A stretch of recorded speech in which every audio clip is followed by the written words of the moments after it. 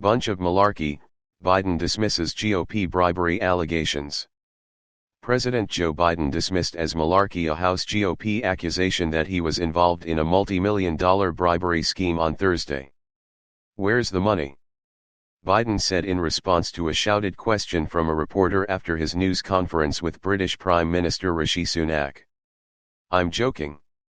That's a bunch of malarkey." Subscribe our YouTube channel and click our bell icon for new videos. "I'm joking. That's a bunch of malarkey."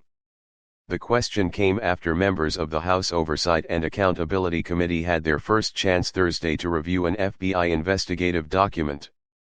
The document, which contains information from a confidential source including some that is unverified, alleges that Biden was involved in a $5 million bribery scheme, according to Representative James Comer, head of the House Oversight and Accountability Committee. The top Democrat on the panel, Representative Jamie Raskin of Maryland, said the allegations were debunked during a 2020 review by Subscribe our YouTube channel and click our bell icon for new videos. Raskin of Maryland, said the allegations were debunked during a 2020 review by the Justice Department during the Trump administration. House Republicans say they're investigating possible influence peddling based on payments from foreigners in Romania and China to 9 of Biden's relatives and their business associates, but without evidence of direct payments to Biden or changes in national policy. After Comer threatened to initiate contempt proceedings against the FBI for the first time in history unless the agency provided the document, all members of the committee were allowed to review it. Subscribe our YouTube channel and click our bell icon for new videos. Agency provided the document, all members of the committee were allowed to review it. Representative Nancy Mace, RS.C., tweeted, "It's undeniable this document is legitimate." White House spokesman Ian Sams said Comer's committee repeatedly promises bombshells in its investigations of the Biden family and then can't back them up with evidence. Now one of its leaders vows impeachment over a claim law enforcement in the Trump admin couldn't corroborate, CNN, found to not be supported by facts, WAPO, and was not substantiated, NBC, Sams tweeted. Was not substantiated, NBC, Sams tweeted. Subscribe our YouTube channel and click our bell icon for new videos. Subscribe our YouTube channel and click our bell icon for new videos. Labor's new grant category proposal criticized by legal experts as retrograde step. A proposal by the health minister, Mark Butler, for a new grant category for explicit decisions of government has alarmed legal and transparency experts, who warn it could lower the bar for grants at high risk of corruption and pork barreling. The public law expert Professor Toomey said the plan appears to be an attempt to extend the perfunctory assessment of election promise grants to other publicly announced grants between election cycles that have not gone through appropriate merit assessment. Subscribe our YouTube channel and click our bell icon for new videos. Between election cycles that have not gone through appropriate merit assessment. She warned against such a retrograde step.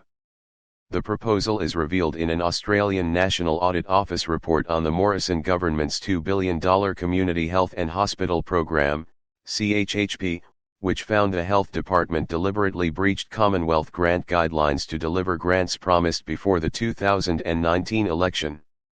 The report noted in November 2022 Butler wrote to the Finance Minister, Katie Gallagher, making suggestions aimed at reducing the administrative burden on both grant administrators and funding recipients.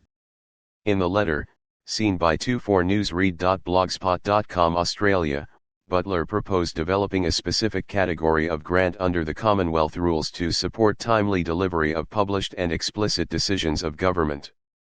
The department would undertake appropriate due diligence to ensure the funding recipient has the capacity to deliver the program, he said.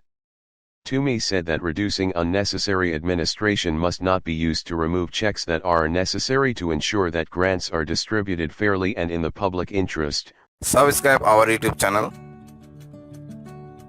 and click our bell icon for new videos.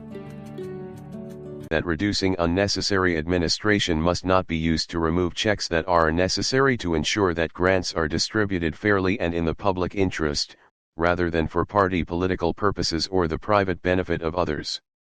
Butler's letter refers to grants where risk is assessed as low, but Toomey noted it did not identify what type of risk is being referred to and how that assessment is to be made, or by whom. Published and explicit decisions of government are exactly the types of grants that are the most high risk when it comes to corruption concerns, because they have not been made through an open merit process in which they are objectively assessed against published guidelines, she said. It is already the case that election promises do not receive appropriate assessment to ensure that they are efficient, effective and value for money, despite existing legislative requirements and the current grant rules. Toomey said the letter lacks sufficient detail to know for sure what is intended, but the plan does not appear to be the best way of improving integrity and transparency of the grant system. The Albanese government was elected on the basis that it would clean up the grant system, making it fair and ensuring that public money is used in the public interest. I would hope that a more comprehensive review and strengthening of the grants process is currently underway. Jeffrey Lindell, Emeritus Professor at Adelaide Law School, said the proposed change looks suspiciously like something that could or would water down the task of ensuring legal compliance. Jeffrey Watson, barrister and director of the Center for Public Integrity, said the proposal was really bad and risks entrenching a system of permissible pork barreling. Watson said it was cynical to extend the current practice of using grants to honor campaign promises to any kind of promise made from time to time by the party in power. Occasionally they could be for good purposes, but occasionally they are done to win votes or favor. Watson said the experience of the Community Health and Hospital Program and other grants has taught us it is seriously important to have a proper examination process. Watson warned against sidestepping the experts, the bureaucrats, whose role is assessing where the money is most needed, and where it will be used most effectively. 24newsread.blogspot.com Australia understands the letter was not in response to the CHHP, but responded to a request by Finance for input into a review of grant guidelines. Butler, who has ordered his department to review unfinished CHHP projects, has criticized the Morrison government for announcing billions of dollars of taxpayers' money for health projects around the time of the 2019 election, with no regard to proper process or good governance. The captain's picks came so thick and fast, that the health department was forced to monitor the media to know which projects had been selected, he said. Butler noted the health department had accepted ANAO recommendations, strengthened its internal procedures and is taking additional actions, including a comprehensive external review. Butler and Gallagher were contacted for comment. Picks came so thick and fast, that the health department was forced to monitor the media to know which projects had been selected, he said. Butler noted the health department had accepted ANAO recommendations, strengthened its internal procedures and is taking additional actions, including a comprehensive external review. Butler and Gallagher were contacted for comment. Were contacted for comment. Subscribe our YouTube channel and click our bell icon for new videos. Subscribe our YouTube channel and click our bell icon for new videos. Nigerian leader defends end to fuel subsidy as hardship bites harder. Nigerian President Bola Tinubu on Wednesday defended the West African nation's decision to stop subsidizing fuel, a move that already is adding to economic hardships by pushing up prices for transportation and commodities. The money saved by ending the decades-long subsidy last week will help the government's efforts to fight poverty and its initiatives, Tinubu told governors in a meeting in the capital city of Abuja. He appealed for patience even though hardship is biting harder on millions of citizens. Subscribe our YouTube channel and click our bell icon for new videos. Appealed for patience even though hardship is biting harder on millions of citizens. We can see the effects of poverty on the faces of our people. Poverty is not hereditary, it is from society. Our position is to eliminate poverty, a statement from the Nigerian presidency quoted Tinubu as saying. The governors supported the subsidy removal and promised to work together in implementing it, the presidency's statement said. Though Nigeria is an oil-producing nation, it depends on imported refined petroleum products and the government has been subsidizing the cost for decades. But with oil revenues dwindling amid chronic theft and decreasing foreign investment, the government said the fuel subsidies are no longer economically sustainable. It budgeted 4.4 trillion naira, $9.5 billion, for the subsidies in 2022, far more than for education, healthcare, and infrastructure combined. Analysts, however, faulted the government's decision to withdraw the subsidy without incentives in place, especially at a time when many Subscribe our YouTube channel and click our bell icon for new videos. Analysts, however, faulted the government's decision to withdraw the subsidy without incentives in place, especially at a time when many Nigerians already struggle to cope with record-high unemployment and poverty. Inflation is at an 18-year high. Unions have threatened strike in protest of the subsidy decision. Nigeria's states have begun to adopt various measures seeking to assist citizens, especially workers commuting to work daily. Edo and Kwara states this week cut the work week from 5 days to 3. Other states said Wednesday they are considering such measures as increasing the minimum wage of 30,000 naira, $65. In Abuja and other parts of Nigeria, the Associated Press found businesses struggling after the subsidy end as they are forced to spend more money on fuel for generators. As many as 46% of Nigeria's people do not have access to electricity, the World Bank says. In Kano State, the economic hub of northern Nigeria, Mahmood Mudi, a taxi driver, said he had to halt his transport business because he was losing money with higher expenditure on gasoline. The situation is unbearable, Mudi said. As a family man, the already unfriendly economy has been worsened by this removal of fuel subsidy. I have had to suspend my taxi operations and rely on divine intervention. Rafiatu Audi, a government employee in the state, said it is difficult to commute to work daily because of the sharp increase in transportation costs. Transport fares have shot up, but our salaries remain the same, said Audi. It's painful, and I cannot bear the costs anymore. Increase in transportation costs. Transport fares have shot up, but our salaries remain the same, said Audi. It's painful, and I cannot bear the costs anymore. Subscribe our YouTube channel and click our bell icon for new videos. Subscribe our YouTube channel and click our bell icon for new videos. PM Modi, Saudi Crown Prince review ties with focus on connectivity and defense. Prime Minister Narendra Modi and Saudi Crown Prince Mohammed bin Salman on Thursday reviewed bilateral cooperation and discussed ways to bolster relations in connectivity, energy, and defense. The matters figured in a telephone conversation between the two leaders, according to a readout from the External Affairs Ministry. This was the first contact between top leaders of the two countries since China brokered a rapprochement between Saudi Arabia and Iran. Subscribe our YouTube channel and click our bell icon for new videos. Since China brokered a rapprochement between Saudi Arabia and Iran. The Iranian side announced the reopening of its missions in Saudi Arabia this week.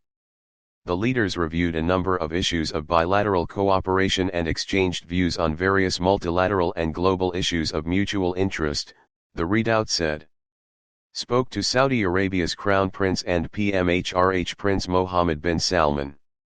Discussed boosting ties in connectivity, energy, defense, trade and investment, and exchanged views on regional and global issues, Modi said in a tweet. Appreciated his support in safe evacuation of Indians from Sudan and for Hajj, he added. The readout added that Modi thanked Mohammed bin Salman, or MBS as he is popularly known, for Saudi Arabia's excellent support. Subscribe our YouTube channel and click our bell icon for new videos. Mohammed bin Salman, or MBS as he is popularly known, for Saudi Arabia's excellent support during evacuation of Indian nationals from Sudan via Jeddah in April. Modi also conveyed his best wishes for the upcoming Hajj pilgrimage. The Saudi Crown Prince conveyed his full support to India's initiatives as part of its ongoing G20 presidency and said he looks forward to his visit to India for the G20 summit in September.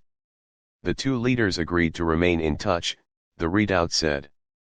Saudi Arabia has emerged in recent years as one of India's key partners in West Asia, especially in defense and energy. Saudi Arabia is also home to 2.6 million Indians, one of the largest concentrations of expatriates in the region. 6 million Indians, one of the largest concentrations of expatriates in the region. Subscribe our YouTube channel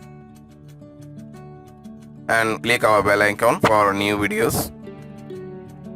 Subscribe our YouTube channel and click our bell icon for new videos. Rishi Sunak and Joe Biden announce green funding agreement. UK firms could gain access to US green funding as part of plans to boost UK and US ties announced by Rishi Sunak and Joe Biden. The pair unveiled the Atlantic Declaration, to strengthen economic ties between the two countries, at a White House press conference. The PM said the agreement, which falls short of a full trade deal, would bring benefits as quickly as possible. UK electric car firms may get access to US green tax credits and subsidies. Subscribe our YouTube channel and click our bell icon for new videos. Car firms may get access to US green tax credits and subsidies. As the pair unveiled their partnership to bolster economic security, Mr. Sunak said the UK-US relationship was an indispensable alliance. The Atlantic Declaration includes commitments on easing trade barriers, closer defense industry ties and a data protection deal, and steps up cooperation on AI. Asked by 24newsread.blogspot.com political editor Chris Mason whether the New Deal was an acknowledgement of the failure to strike a broader trade agreement between the UK and US, Mr. Sunak said today's deal responds to particular challenges and opportunities we face right now. A UK-US free trade agreement was a key pledge in the Conservative Party's 2019 general election manifesto. Mr. Sunak insisted the more targeted approach of the declaration was about what can do the most benefit to our citizens as quickly as possible. Be in no doubt, the economic relationship between our Subscribe our YouTube channel and click our bell icon for new videos. What can do the most benefit to our citizens as quickly as possible. Be in no doubt, the economic relationship between our two countries has never been stronger, Mr. Sunak said. Plans for a full free trade agreement were abandoned months ago. On the plane ride over to Washington, Mr. Sunak said, for a while now, that has not been a priority for either the US or UK. However, Labour's shadow Foreign Secretary David Lammy criticised Mr. Sunak, saying the government has left Britain's cupboards bare by not securing a trade deal. This statement shows the government has failed to deliver the comprehensive trade deal they promised in the 2019 manifesto, or to secure the ally status under the Inflation Reduction Act that is so important for the automotive sector and for the green transition, Mr. Lammy said. New green funding. The Atlantic Declaration includes plans to mitigate some of the impact of the U.S. flagship Inflation Reduction Act, IRA, on the UK economy, with proposals to remove barriers which affected trade in electric vehicle batteries. Under current policy, the IRA provides tax credit worth $3,750, £3,000, for each electric vehicle, EV, manufactured in the US, or which use components mined, processed, or manufactured in the Subscribe our YouTube channel and click our bell icon for new videos. £3,000, for each electric vehicle, EV, manufactured in the US, or which use components mined, processed, or manufactured in the country. The UK is already a net exporter of raw materials for EV batteries to the US. but nations without a U.S. trade deal are barred from accessing IRA subsidies. The Atlantic Declaration commits the UK and US to working on a new critical minerals agreement, which would give buyers of vehicles made using critical minerals processed, recycled, or mined by UK companies access to tax credits. The declaration says the agreement would be launched after consultation with US Congress. Japan already has a similar deal, which allows Japanese firms to also swerve export duties on minerals used in producing EV batteries. Pushed the boundaries. The declaration also includes a commitment to a new UK-US data bridge which would allow UK firms to transfer data freely to certified US organizations without paying a levy. Downing Street estimate the change will affect around 55,000 UK businesses, translating into £92.4 million in direct savings per year. Mr. Biden also supported Mr. Sunak's plans to set up an international summit on AI safety which will be hosted in the UK later this year. The Prime Minister said, "The UK and US have always pushed the boundaries of what two countries can achieve together. So it is natural that, when faced with the greatest transformation in our economies since the Industrial Revolution, we would look to each other to build a stronger economic future together." The Atlantic Declaration sets a new standard for economic cooperation, propelling our economies into the future so we can protect our people, create jobs, and grow our economies together. Economic future together.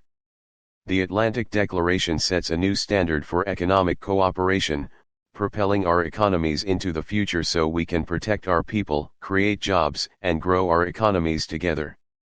Economies together. Subscribe our YouTube channel and click our bell icon for new videos. Subscribe our YouTube channel and click our bell icon for new videos. Trudeau shows no interest in compromising with Meta, Google over online news bill. Both companies say they're considering ending local news on their platforms if bill passes as written. Prime Minister Justin Trudeau is showing no interest in compromising with Meta and Google on a liberal bill that would make them pay for Canadian journalism that helps the companies generate revenue. Subscribe our YouTube channel and click our bell icon for new videos. Journalism that helps the companies generate revenue. Trudeau said Wednesday that Meta and Google's bullying tactics will not work with his government, which he says is ensuring those companies do not weaken Canada's democracy by threatening its domestic media industry. Meta announced last week it will test blocking access to some news for a small percentage of Canadian users of Instagram and Facebook. The company says it is prepared to permanently end access to news content in Canada if Parliament passes Bill C-18, which would require tech giants to pay publishers for linking to or otherwise repurposing news content.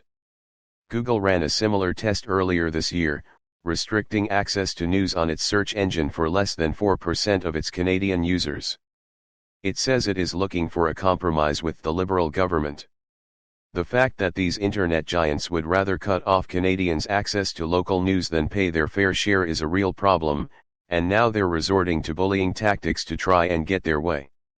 It's not going to work. Subscribe our YouTube channel and click our bell icon for new videos. And pay their fair share is a real problem, and now they're resorting to bullying tactics to try and get their way. It's not going to work, Trudeau said at a news conference. We will continue to make sure that these incredibly profitable corporations contribute to strengthening our democracy, not weakening it. Big publishers have told a Senate committee currently studying the bill that they could lose millions of dollars should their content be blocked by Google and Meta. The online news bill already passed in the House of Commons and could be approved by the Senate as early as this month. If it becomes law, both companies would be required to enter into agreements with news publishers to pay them for news content that appears on their sites if it helps the tech giants generate money. Both companies have argued that news doesn't generate much revenue for their companies, and are considering ending local news on their platforms altogether. Meta says news makes up about 3% of the content that's on Facebook feeds, and Google says less than 2% of searches have to do with news, because people care more about recipes than articles. Still, Each company has proposed amendments in the Senate, including changes to the section of the bill that deals with arbitration and tweaks that would create more certainty around which publishers they would have to enter into agreements with. For example, Google says that as the bill is currently written, it would have to enter into agreements with community and campus broadcasters, even if they do not produce news content and have no obligation to adhere to a codes of ethics. Spokesperson Shea Purdy said in a statement Wednesday that the company has come to the table with reasonable and pragmatic solutions that would increase the company's investment in Canadian news. "We're very concerned about the path we're on and we're doing everything we can to engage constructively and avoid a negative outcome for Canadians." Heritage Minister Pablo Rodriguez has said that the bill is already balanced, and that Meta and Google have his phone number if they want to talk. Rodriguez was expected to appear before a Senate committee on Wednesday evening. Meta declined a request for comment about the Prime Minister's remarks.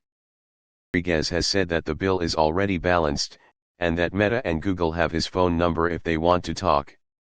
Rodriguez was expected to appear before a Senate committee on Wednesday evening.